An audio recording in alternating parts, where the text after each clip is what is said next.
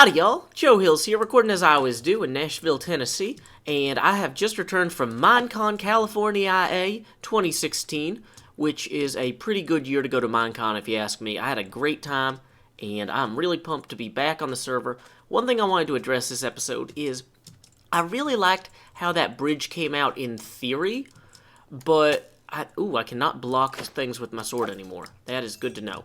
I should write that down.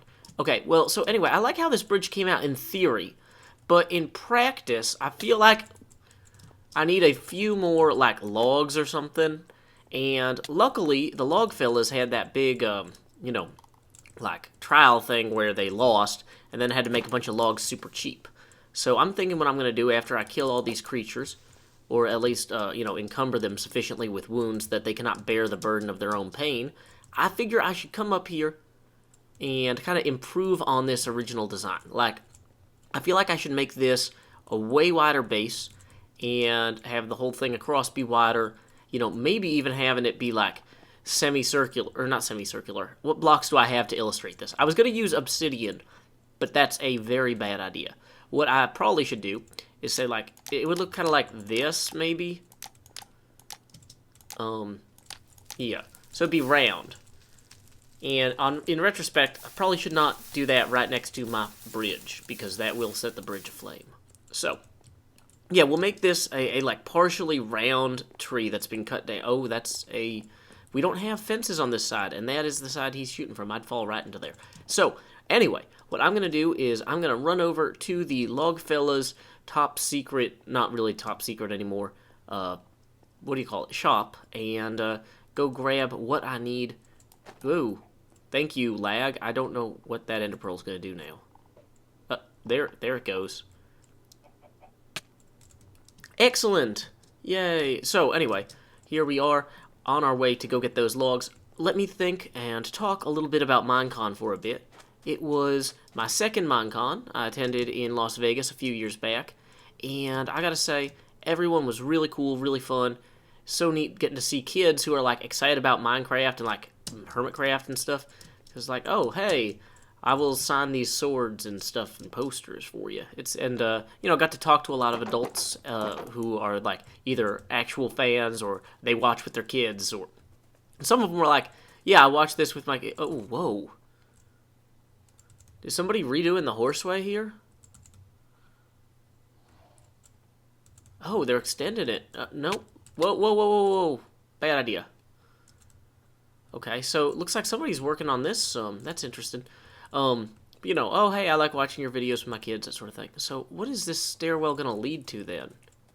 Just this little grotto up here? So weird. Okay. Not that I'm getting derailed or anything, but I had a really good time. Got to see a few panels by some friends, like DocM, Mark IRL, and Ofer had a little talk about Minecraft realms. Got to see the Godiva Gaming ladies, like MK the Worst, and a few other people, like Lady Empire and Jaded Cat, who I've known for a few years. Jaded even mentioned that she has never collaborated on a YouTube video. I have proof. You want to fact check something? Everybody's fact checking today. I have proof. There are YouTube collaborations featuring Jaded Cat and me and a bunch of friends from the past. So that was not a 100% factual answer to a question during a panel. Although, honestly, Jaded is awesome, so it doesn't really bother me. It's okay. I wouldn't claim to have been associated with me either if I was now cool enough to hang out with, like, MK and all them all the time. So, whatever. It's fine. Let's go ahead and get those logs that we need somewhere over here. And let's see, who else did I get to see or hang out with? It was really cool. TJ Miller, the guy who plays Wade's best friend in Deadpool, and the guy who owns the house in Silicon Valley, and also Dave, the school mascot from Big Hero 6, was at the convention, and he gave, like, a little comedy routine type. Whoa. This place is bigger than I remember. Okay. Or was it always this big? And I just have a terrible memory. Well, I guess either way, it's bigger than I remember. Okay, so we're going to grab some of this dark oak wood. I think 3 times 64 should be enough. So there's not any, Okay, so there's dark oak and there's spruce. I wonder if mixing the two, like, along there would kind of give it a striation that would be interesting, or if it would just look terrible. So, like, if I put these next to each other. Yeah, I think that works, actually. So we're going to go ahead, and we're going to try that. I have no idea how that will actually play out, but you know what? Maybe I'm going to grab, yeah. So this is going to let us, if that bridge is 64 wide, and we need to add several pillars to it, actually, let's go ahead and grab one more of these. Yeah, so this will give us a good look for our bridge across the board.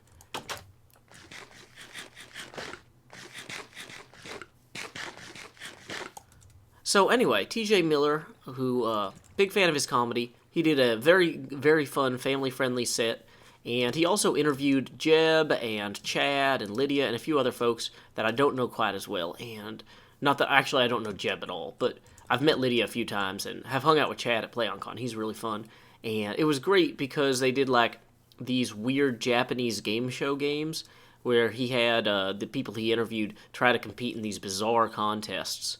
And one of them, the idea was that everybody would put stockings over their head and try to blow out a candle while the back of the stockings were, like, tied to a pole. This is as weird as it sounds. Like, we were sitting right next to where those were hung up, and when we came in, like, everybody was just like, are those stockings hanging from a pole? Like, to what point and purpose are those there? And so anyway, Chad, being so strong, immediately snapped the stockings off the pole.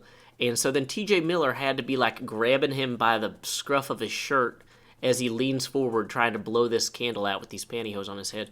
And I'm just like, this is pretty weird. But you know what? That's why you go places. You want to see stuff you couldn't, like, imagine on your own, you know? Like, it's fine to be like, oh, okay, I'm gonna... Like, I love that you'd never know what's next at an event like that. Like, that I think is a big part of its value. So, whoops, sorry at No Hills. Anyway, we're going to leave the horse here so that he does not escape and disappear. And we are going to run this way. Let's see, it is getting a little late.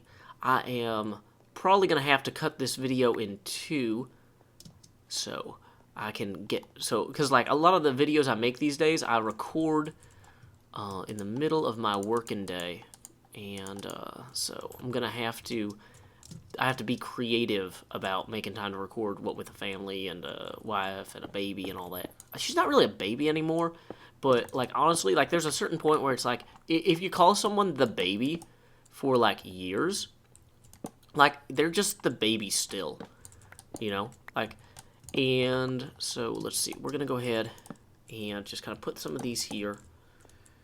So if this kind of fell over, which is what we're going for, and it's gonna be about 4 big.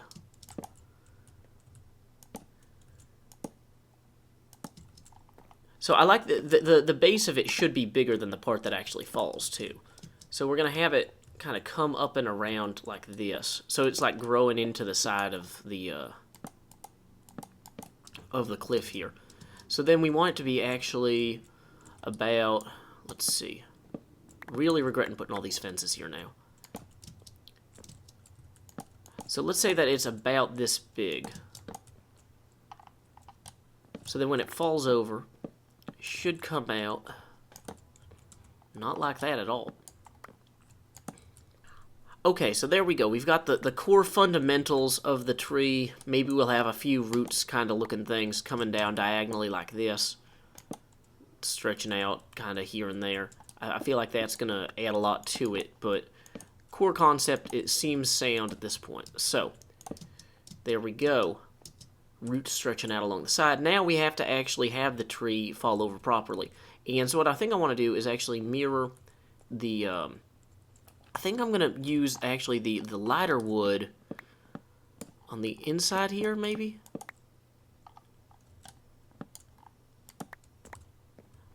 I'm not sure I love that. I might only use the lighter wood in batches on the fallen part. Like, make sure the end caps are still the same as the other parts. So, okay. If this is going to be, like, Whoa, there's just a skeletal horse roaming around. Do not have an extra saddle on me. That's probably one of those trap skeletons that'll turn into like 4 and then I'll get killed. So we'll just leave that there for, you know, that fella over in that distance to discover. You're welcome. I'm always happy to leave a death trap for a new hermit.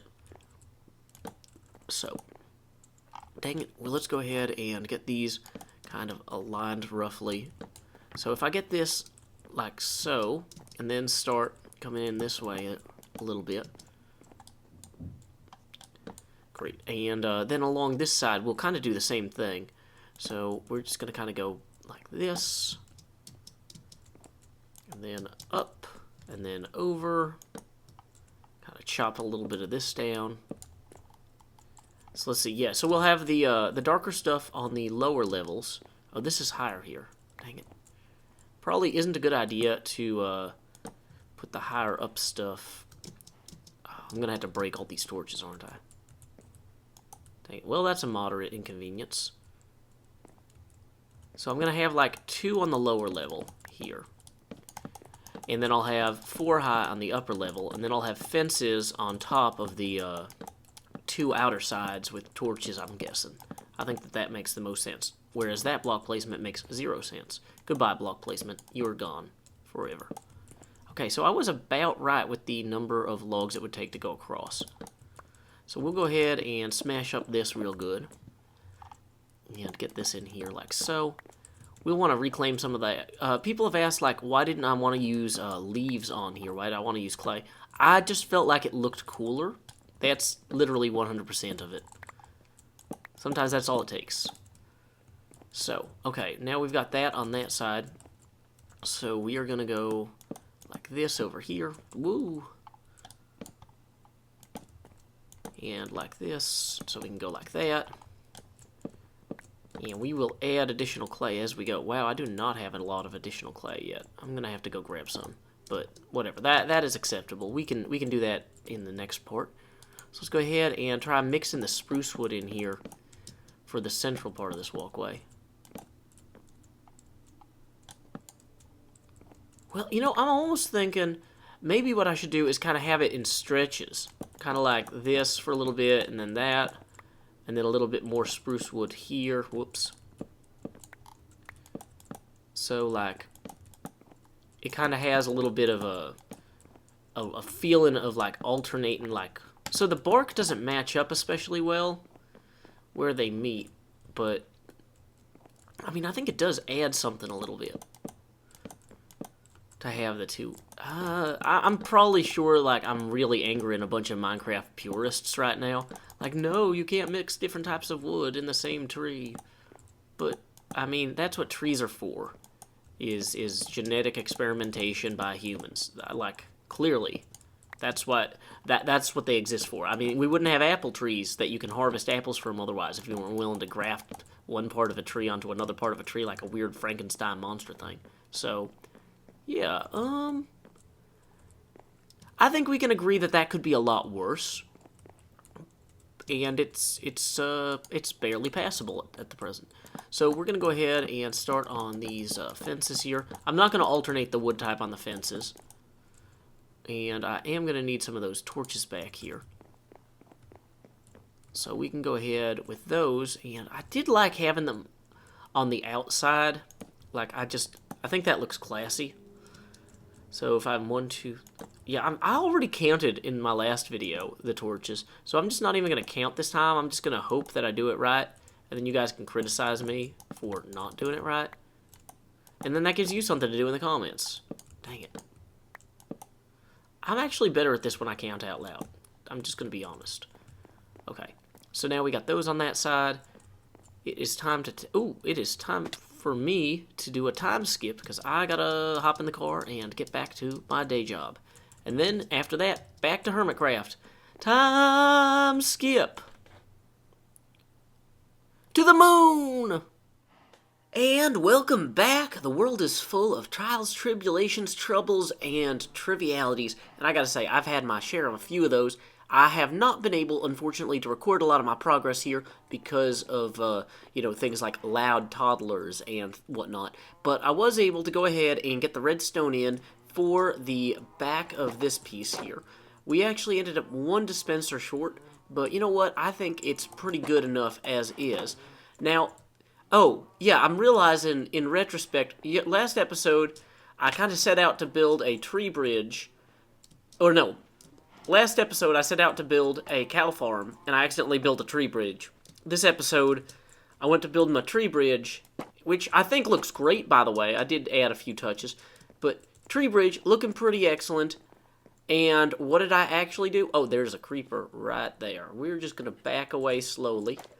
What I actually did was build a cattle farm. So, there's a little bit of yin, a little bit of yang, a little bit of things coming full circle here, but that's what we like. We like that harmonian cycle where everything just kind of works out somehow and people end up back where they started, but have somehow made progress. Now, like, for example, you think of people are like alternating current. How is that going to work? If we have the current alternating, like, isn't it never going to accomplish anything? But if you think of a saw moving back and forth, even though it moves in opposite directions, like, over time, it's actually still getting work done in the process. So, in attempting to build a cattle farm and successfully building a small bridge, and then in attempting to improve the small bridge, I've successfully expanded my cattle farm. I think that this is actually a pretty good haul. So we're just going to pop over here. Hey, come on, little baby cattle. Come on out. Yay! And this should definitely make sure that we don't have that problem with the, cows suffocating by all being in one place.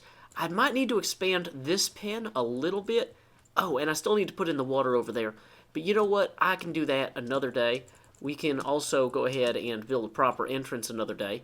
I wonder if it would be funny to have, like, maybe it'd be cool if I had the other half of the tree, like, split this way somehow. Like, if I had it look like most of the tree fell... Dang it, of course, I put the red block under here so I'd be able to find the exit. Maybe it'd be cool, like, if having half the tree fall this direction and half the tree fall that direction. Although I don't really know what that would achieve. Might have to think more about that. But, anyway, until next time, y'all, it's Joe Hills from Nashville, Tennessee. Keep adventuring.